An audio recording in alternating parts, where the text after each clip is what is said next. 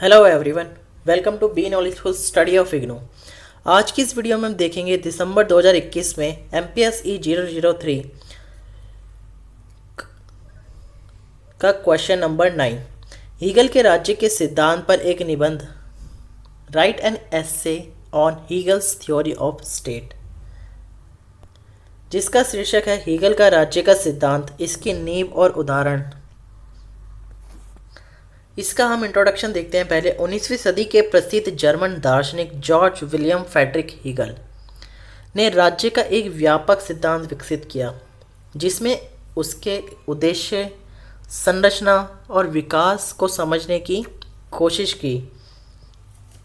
Hegel का सिद्धांत, जो उनके द्वंद्वात्मक दृष्टिकोण और ऐतिहासिक परिप्रेक्ष्य से काफ़ी प्रभावित है, राज्य को तर्क के अवतार और व्यक्तिगत और सामूहिक स्वतंत्रता को साकार करने के लिए एक महत्वपूर्ण संस्था के रूप में प्रस्तुत करते हैं।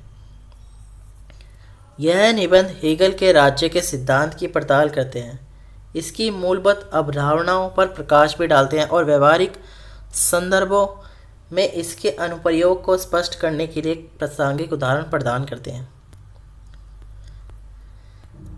जिसमें है राज्य की प्रकृति। हीगल के अनुसार राज्य मानवीय स्वतंत्रता की उच्चतम अभिव्यक्ति का प्रतिनिधित्व करते हैं। राज्य की मानवीय स्वतंत्रता की उच्चतम अभिव्यक्ति और प्रतिनिधित्व, जो व्यक्तिगत इच्छाओं और सामान्य भलाई के विशेष के बीच विरोधाभासों को सुलझाने के लिए एक तंत्र के रूप में काम करते हैं। हीगल राज्य को एक जैविक इकाई के रूप में देखते हैं, जिसकी अपनी तर्कसंगतता है, जो इसके व्यक्तिगत नागरिकों के योग से भिन्न है।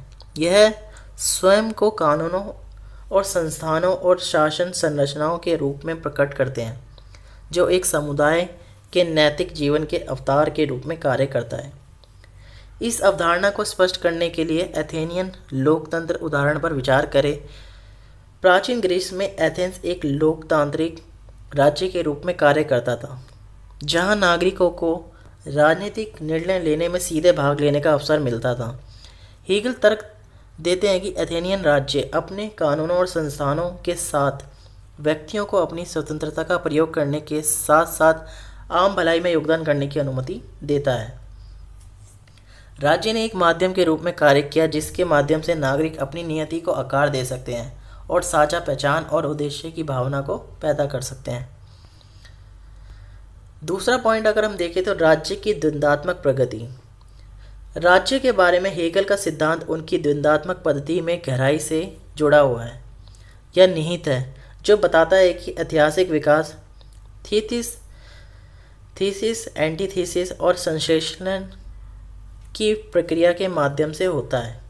हेगल का तर्क है कि समय के साथ राज्य इन द्वंद्वात्मक संघर्षों के माध्यम से विकसित होता है, जिससे राज्य के एक उच्च अधिक विकसित रूप का निर्माण होता है। फ्रांसीसी क्रांति का उदाहरण हेगल की राज्य की द्वंद्वात्मक प्रकृति का एक समयोक चित्रण प्रदान करता है। क्रांति ने मौजूदा सामाजिक और राजनीतिक व्यवस्था को चुनौती देते हुए राजशाही शासन के विरोध का प्रतिनिधित्व किया। विरोधी ताकतों के टकराव के माध्यम से क्रांति ने राज्य के एक नए के रूप में संश्लेषण को जन्म दिया, जो स्वतंत्रता, समानता और भाईचारे के सिद्धांतों की विशेषता थी। हेगल तर्क देते हैं कि संश्लेषण फ्रांसीसी गणराज्य राज्य के एक उच्च रूप का प्रतिनिधित्व करता था, जिसने पिछली राजशाही में निहित विरोधाभासों पर काबू भी पाया। थर्ड पॉइंट की अगर हम बात करते हैं, अधिकारों की रक्षा और सदाचार को बढ़ावा देने में राज्य की क्या भूमिका है। हेगल का मानना था कि व्यक्तिगत अधिकारों को सुनिश्चित करने और अपने नागरिकों के नैतिक विकास को बढ़ावा देने में राज्य की दोहरी भूमिका थी। उन्होंने कहा कि राज्य को बोलने की स्वतंत्रता, संपत्ति के अधिकार और कानून के शासन जैसे नागरिक अधिकारों की गारंटी देनी चाहिए, जो व्यक्तियों की स्वायत्तता और गरिमा की रक्षा करते हैं। इसके साथ ही राज्य को एक सामंजस्यपूर्ण समाज को बढ़ावा देते हुए शिक्षा और नैतिक मानदंडों के माध्यम से नागरिक गुण और नैतिक चरित्र विकसित करना चाहिए। हेगल के समय में प्रेशिया की शिक्षा प्रणाली सद्गुणों को बढ़ावा देने में राज्य की भूमिका का एक उदाहरण है। प्रुशिया ने एक व्यापक शैक्षिक ढांचा स्थापित किया जिसका उद्देश्य अपने नागरिकों में कर्तव्य, अनुशासन और देशभक्ति की भावना पैदा करना था। हीगल तर्क देते हैं कि शिक्षा में राज्य की भागीदारी ने व्यक्तियों को समुदायों के नैतिक जीवन में सक्रिय भागीदारी के लिए आवश्यक गुणों को विकसित करने में सक्षम बनाया। आखिरी में हम इसका निष्कर्ष देखें तो हेगल का राज्य का सिद्धांत इसकी प्रकृति, विकास और उद्देश्य का गहन विश्लेषण प्रस्तुत करता है। राज्य के सिद्धांत इसकी प्रकृति, विकास और उद्देश्य का बारे में बताता है।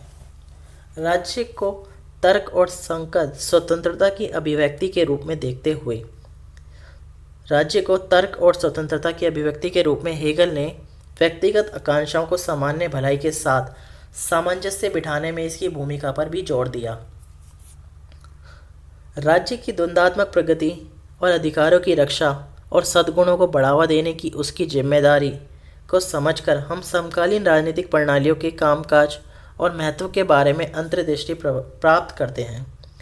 हेगल का सिद्धांत राजनीतिक दर्शन में एक महत्वपूर्ण योगदान बना हुआ है जो परिसर के साथ चल रहे अन्वेषण और महत्वपूर्ण जुड़ाव को आमंत्रित करता है।